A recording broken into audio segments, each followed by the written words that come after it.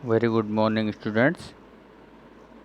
Today we shall start our new chapter of An Alien Handbook, class 7th.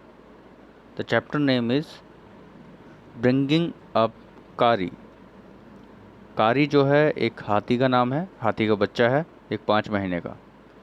तो आगे देखिए इसमें, कारी अ 5 month ओल्ड बेबी एलिफेंट, यानी जो कारी है एक हाथी का नाम है, हाथी के बच्चे का, और हाथी का बच्चा जो है कितने महीने का है, 5 महीने का बच्चा है।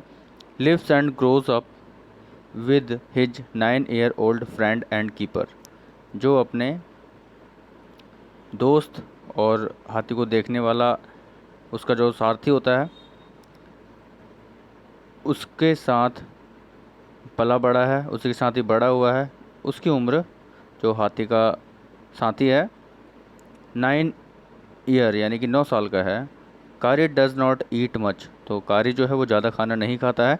Just about 16 kilograms of delicious Twix a day, वो ज़्यादा कुछ नहीं खाता है, मात्र 16 किलो वो पेड़ों की पत्तियां या तना खाता होगा।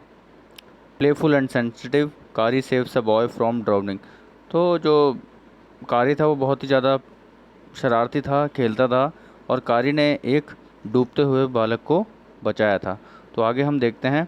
इसका आपको मैं पूरा एक हिंदी सारी बता देता हूँ, क्योंकि 1 by 1 लाइन बताना तो इसमें वीडियो काफ़ी लंबी हो जाएगी। तो आप देखिए कि कारी नाम का एक 5 महीने का जो हाथी का बच्चा था वो लेखक के पास, तो जो लेखक का नाम है आप देखेंगे इसमें, धन गोपाल मुखर्जी, उसके पास आता है कारी नाम का एक हाथी। तो कारी एक जो बाड़ा देख रहे हैं आप, एक छप्पर जैसे कि नीचे रहता है, और उसी छप्पर में वो पला बड़ा था, उसी में वो बड़ा होने लगता है। और कारी को जो है सुबह सुबह नदी में नहाना बहुत ज़्यादा पसंद है, और वह पानी में बहुत देर तक खेलता था, नहाता था। और जब उसको अत्यधिक खुशी होती थी तो वह ज़ोर से खुशी से चिंघाड़ता था, और नहाने के बाद लेखक उसे जंगल के किनारे छोड़ देता था, और वह कारी के भोजन के लिए जंगल चला जाता था, और वहाँ से पत्ते, डालियाँ वगैरह ये सब लेखक तोड़ता था। तो पहले लेखक जो था अपनी कुल्हाड़ी लेके जाता था, और उस कुल्हाड़ी में धार लगा देता था, ताकि जब वो पेड़ों को, डालियों को काटे तो एकदम से कट जाए, क्योंकि पेड़ों के ऊपर चढ़ के ही उस कुल्हाड़ी द्वारा लेखक उसके लिए पत्ते वगैरह तोड़ा करता था। और जो ये कारी था ये बहुत ही ज़्यादा सॉफ्ट शाखाएं या तने खाता था। ऐसा सब कुछ करने में जो है लेखक को बहुत ज़्यादा समय लग जाता था। तो कारी ने एक बार, जो लेखक हैं हमारे, उनको नदी में धक्का दे दिया।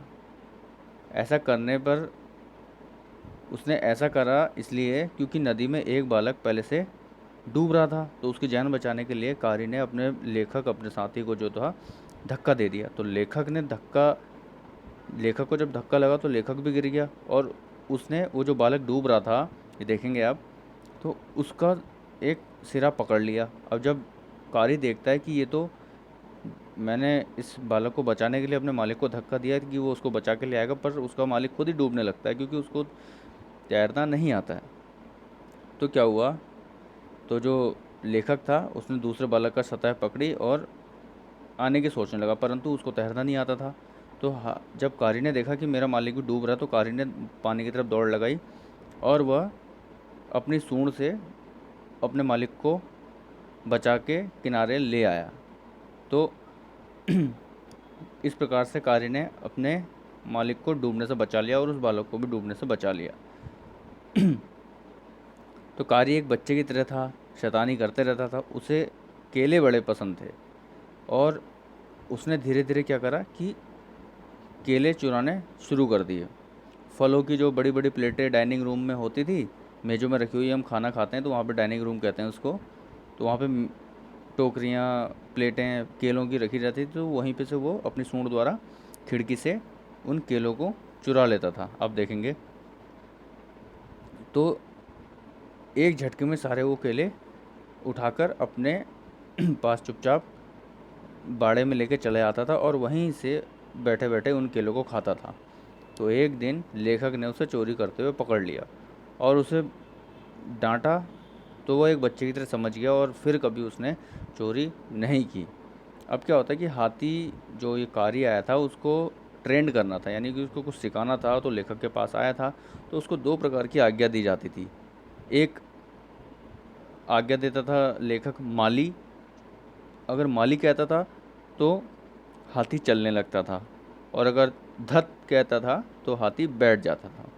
तो कारी ने जो माली शब्द सीखा, वो तो उनने 3 बारे में सीख लिया कि माली कह के कोई हमें मेरे को, अगर मेरा मालिक माली बोलेगा तो मेरे को चलना है, ये तो उसने बहुत जल्दी सीख लिया 3 बारी में। लेकिन जो धत था उसको सीखने में उसको 3 हफ्ते लग गए, परंतु उसको धत कहने पे बैठना है, ये आज्ञा उसको समझ में अभी तक नहीं आई। तो हाथी को मास्टर कॉल सिखाना सबसे कठिन काम था। एक मास्टर कॉल होता है हाथी को सिखाने के लिए, जो हाथी को सिखाते हैं। इसे सीखने में हाथी को कम से कम 5 साल तक लग जाते हैं। तो इस संकेत के द्वारा हाथी अपने मालिक की जान बचा देता है। अगर वो मास्टर कॉल सीख गया तो हाथी अपने मालिक की जान बचा सकता है। तो जब भी हाथी का मालिक जंगल में खो जाएगा और बाहर निकलने का रास्ता नहीं ढूंढ पाएगा, तब वह हाथी के कान में एक अजीब सी फुसफुसाने की आवाज़, या हाथी के कान में कुछ जाके ऐसा कुछ कह देगा, जिससे जो हाथी होता है सीखने वाला, वो उस आवाज़ को समझ जाएगा और तुरंत अपने सामने वाले जो पेड़ होंगे उनको एक एक करके उखाड़ फेंकने लगेगा, जिससे कि सामने का रास्ता बनता चला जाएगा।